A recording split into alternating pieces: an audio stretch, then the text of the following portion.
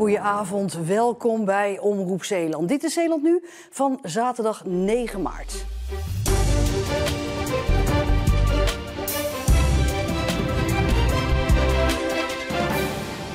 Ziekenhuis Zorgzaam in Terneuzen zit te springen om nieuwe mensen en daarom openden ze vandaag de deuren van de operatiekamer. Studenten die geïnteresseerd zijn in de zorg kregen een kijkje achter de schermen om ze zo warm te maken voor een baan op de OK. Het is het hart van het ziekenhuis, de OK, en er worden echt wel veel verschillende disciplines laten zien. Dus zo krijgen de studenten echt wel een duidelijk beeld van wat er eigenlijk allemaal speelt in het ziekenhuis. En de jongeren waren behoorlijk onder de indruk. De operatiekamer zie je normaal eigenlijk niks van, alleen in films. Maar dat is natuurlijk heel anders dan in het echt. Na de rondleiding besefte Lisanne hoe groot de verantwoordelijkheden zijn op deze afdeling. Er wordt echt wel van je verwacht. En ik denk dat dat ook bij mij gaat die druk wel heel hoog liggen, denk ik. Want je wilt toch het beste voor zo iemand. En student Esmee ziet een baan op de OK wel zitten. De afwisseling lijkt me heel erg leuk. Je ziet echt van alles. Je krijgt heel veel kennis. Het klinisch redeneren komt heel erg aan bod. En dat vind ik heel spannend eigenlijk. Dat vind ik wel leuk. De open dag op de OK was snel volgeboekt. Over 2 weken kunnen studenten zien hoe het er op de intensive care aan toe gaat. Een politieauto is vanmorgen in de sloot beland bij de Middelburgse straat in Koudekerke. De auto met 2 agenten raakte van de weg toen die moest uitwijken. Ambulancemedewerkers hebben een van de agenten nagekeken. De politie was met spoed onderweg naar een melding van een reanimatie bij een supermarkt in Koudekerke. Andere hulpverleners hebben die melding overgenomen. In Biervliet werd vandaag volop gewandeld en gefietst. Dat werd niet zomaar gedaan, maar om geld in te zamelen voor onderzoek naar MS. We gaan zelf de Mont Ventoux op. Daarvoor is het de bedoeling dat je geld binnenhaalt. En wij willen dat op een manier doen hoe wij ook zelf in beweging zijn. Dus bewegen, wandelen en fietsen wat gezond is voor iedereen. Anja Buizen kwam er zelf 8 jaar geleden achter dat zij de chronische ziekte MS heeft. Nou, eerst zakt de grond onder je voeten vandaan. En ik heb echt wel misschien een jaar nodig gehad om het te laten landen, of misschien nog langer.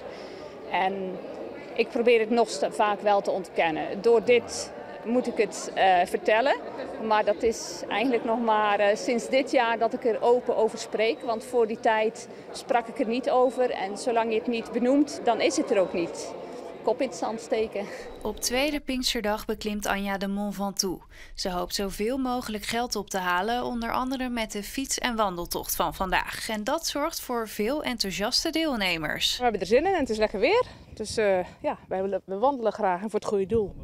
Zeker. Al ging het niet bij iedereen van een leien dakje. Nou, we zijn naar hier gekomen en we dachten dat er een steentje in zat. Dus Jan, mijn vrouw, zegt nog een eindje verder fietsen. Ik rijd erachter, ik zie die band plat gaan. Fietstocht in het water? Die vallen in het water. Maar ja, nu moet ik heel en nog te voet terug. Ja, u dacht, we gaan een fietstocht doen, maar het wordt een wandeltocht. Ja, en dat valt tegen. Lekke band of niet, voor de organisatie was het een geslaagde dag. En het is nog niet bekend hoeveel geld er is opgehaald.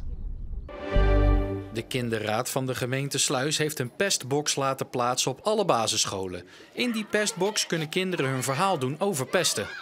Pesten is een heel groot onderwerp. Het gebeurt eigenlijk bijna overal, dus wij wouden daar iets tegen doen.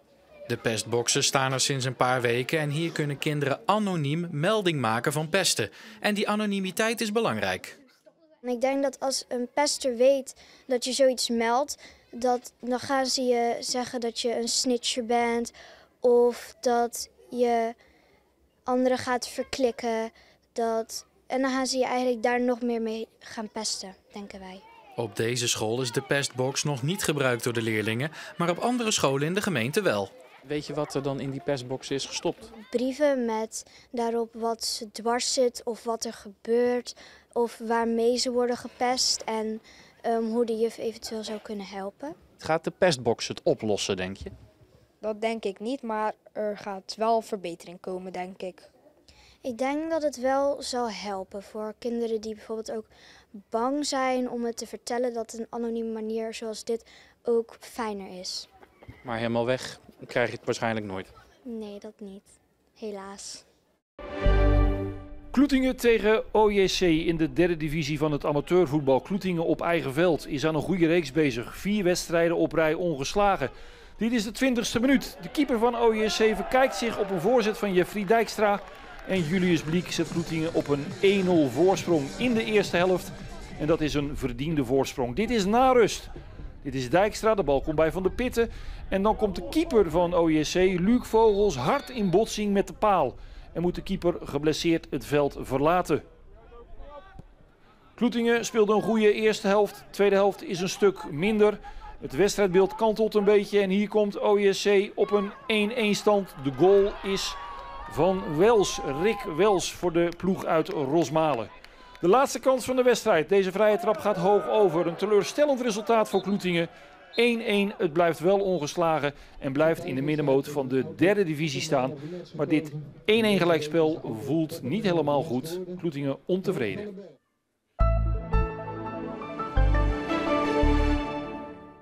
Vanmorgen hadden we op veel plaatsen een strak blauwe lucht, zoals hier goed te zien is in Terneuzen. Vooral in de middag kwamen er steeds meer wolkenvelden, maar met een maximumtemperatuur van 14 tot 15 graden was het een aangename dag. Vanavond en vannacht neemt de bewolking verder toe en is er ook kans op een spat regen. Het koelt vannacht af naar een graad of 8 en er staat een matige oostenwind. Morgen blijft het bewolkt en is de bewolking vooral in de middag en avond dik genoeg voor een spat regen. Het wordt 10 tot lokaal in het zuidoosten 12 graden. De wind is zwak en draait gedurende de dag van het oosten naar het zuidwesten. Dan de vooruitzichten. Maandag is het bewolkt. In de ochtend lokaal ook wat nevelig. De wind waait matig uit het westen en lokaal valt er neerslag. Ook dinsdag is het bewolkt met van tijd tot tijd regen. Woensdag lijkt er meer ruimte voor de zon te zijn en op de meeste plaatsen blijft het droog. Ook draait de wind weer terug naar het zuidoosten. De temperatuur deze dagen blijft met 11 graden gemiddeld voor de tijd van het jaar. En na woensdag geven de weerkaarten weer een paar dagen meer zon en droger weer. En tot zover deze Zeeland Nu. Zometeen Zeeland de Week. Een overzicht van het Zeeuwse nieuws van de afgelopen week. En daarin onder meer protesten tegen het uitbreiden van het sloeggebied en ook de Mark Rutte baby. Heel graag tot zometeen.